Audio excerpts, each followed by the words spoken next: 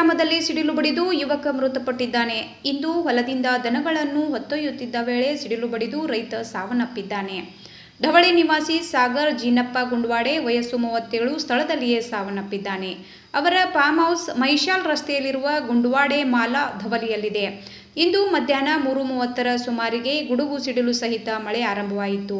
ಸಾಗರ್ ಗುಂಡ್ವಾಡೆಯವರು ಗದ್ದೆಯಿಂದ ದನಗಳನ್ನು ಹೊತ್ತುಕೊಂಡು ಅರ್ಧ ಕಿಲೋಮೀಟರ್ ದೂರದಲ್ಲಿರುವ ತಮ್ಮ ಮನೆಗೆ ಹೋಗುತ್ತಿದ್ದರು.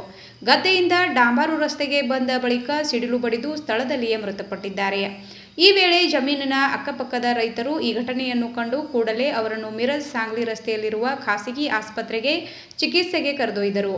ಚಿಕಿತ್ಸೆ ಫಲಕಾರಿಯಾಗದೆ ಸಾಗರ್ ಗುಂಡ್ವಾಡೆ ಸಾವನ್ನಪ್ಪಿದ್ದಾರೆ.